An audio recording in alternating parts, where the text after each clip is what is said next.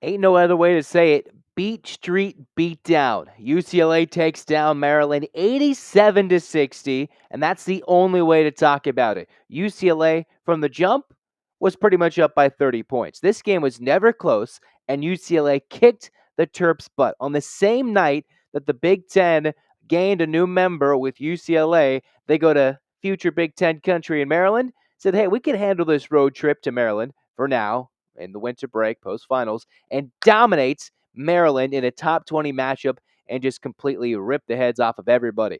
I'm Zach Anderson-Yoxsimer. Welcome to Locked On UCLA, this extra quick reaction edition for Locked On UCLA. It's free wherever you get your podcast, and it's available on any audio platform, and it's also on wherever you get your podcast and on YouTube.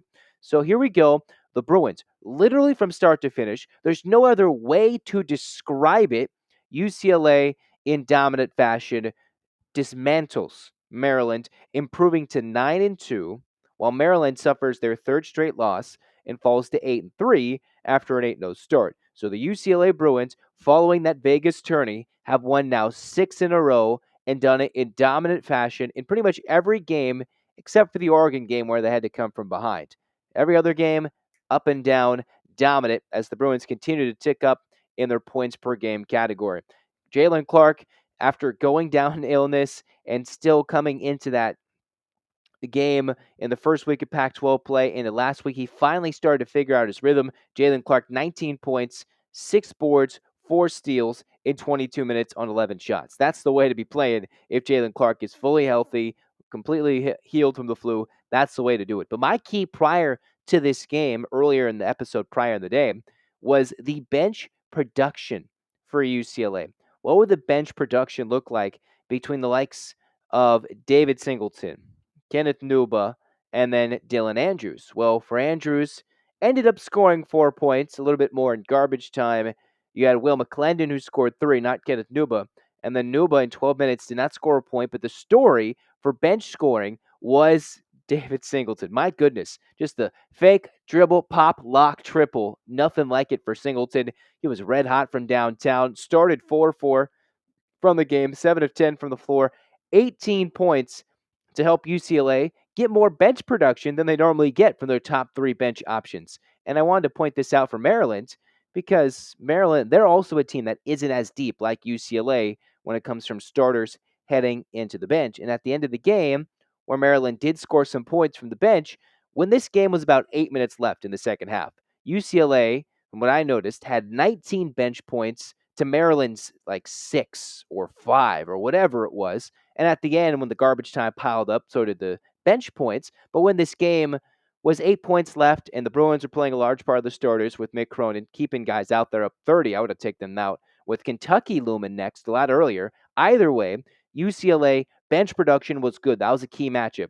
And then my other thing for tonight was, can UCLA take control of the paint? And for the large portion of this game, UCLA controlled the paint, was able to hit their clutch threes, all because of Singleton and the one from Tiger Campbell. So then shoot themselves out from the 3, took control, easy buckets, steals, layups. They did everything tonight in what was a laughing fest and just a laughing stock of a game as they ran Maryland out of the building. There's no simple way to put it in a practically sold-out Xfinity Center. Mind you, it is 9 p.m. local time in Maryland with that 6 p.m. Pacific tip.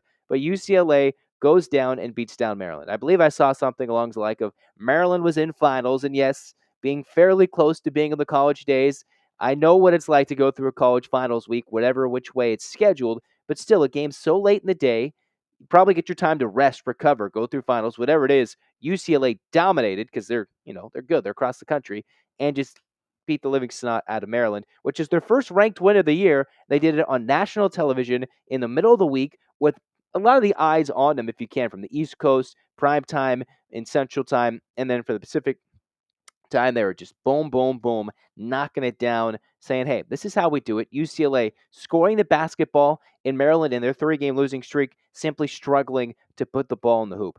And for UCLA, you got Tiger Campbell with 9 points, only 5 shots. Didn't have to do too much to Tiger and only had to play 16 minutes.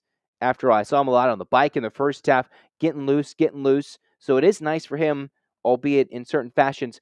16 minutes, on 16 minutes on the floor. So we'll see how he plays Saturday in Kentucky, because I think Tiger Campbell, as a veteran leader, will have to play an important, even more scoring dynamic role, which is what Mick Cronin wants, right? Coming in against Kentucky. Jaime Hawkins Jr., woohoo! That hand is hot, baby. That's right. If you're watching on YouTube, you're doing that little Jaime Hawkins Jr. Whoa, that hand's on fire at the end of the first half. Got it going. He had 14, and then we can't forget to talk about Adem Bona. 14 points, 7 rebounds. Did have 4 personal fouls, but on 7 of 8 shooting. Nice to see the big man gather, go, and slam it with authority. He needs to still work on the footwork and finishing, but tonight was a master class for a youngster feeling the Division One game and feeling what Mick Cronin and the Bruins want to use him and going down low and slamming it in the paint. So good job for Bona figuring it out. It wasn't a big night for the freshman Amari Bailey, but it honestly didn't need to be, despite some minutes late getting him a total of 4 points. Other than that, David Singleton off the bench, helping key the scoring for UCLA in bench production, which he probably needs to keep doing, not at an 18-point per game clip, but going forward consistently. He's the three-point threat that UCLA has and needs to go and win a championship this year in a conference, building to a conference tournament, and then throughout March Madness. That's what UCLA needs from Singleton. And because they have no true three-point shooting threats at a high clip like him, he needs to continue to be that good if UCLA wants to succeed for the most part down the stretch, and they need a big three. Overall, UCLA got that bench production largely from one individual in Singleton, and then the starters were good with Clark and then Bona. Bona, a breakout game. We'll see how he handles Oscar Sheboy and the Kentucky Wildcats over the weekend in a neutral site, nationally prime-time televised game when it's UCLA Kentucky. Kentucky's on a 4-game winning streak, UCLA in a 6-game winning streak. That is where you want two teams riding high at their best near the peak and the end of non-conference play. That's how it's going to be, and that's the only way it's going to be. Did you put the bet on UCLA to win? And did you put it on the money line? Did you get it on what UCLA was favored or whatnot? Probably didn't have UCLA by 27. As we just remind you that BetOnline is your continued number one source for all sports betting and odds and trends and everything through the World Cup, pro football betting, coming into the likes of college basketball, anything amateur league out there. They've got it all with BetOnline. You got sports podcasts, get your sports betting fixes. Just go online for BetOnline, betonline.net. Look up BetOnline with your mobile device. And just know that BetOnline is where the game starts, where it starts. In the meantime, where we end today, and we'll go in more depth in the next episodes for Locked On UCLA in the regions and how UCLA moves to the Big Ten officially affects everything, how they greeted the future Big Ten rival in Maryland with a thud in a non-conference matchup. We'll go in more depth about some good things I saw. But in the meantime, immediate reaction. Go Bruins. 8-clap time, baby. And 1, 2, 3, 4, 5, 6, 7, 8. UCLA. UCLA. Fight, fight, fight. This has been Locked On UCLA. Go Bruins.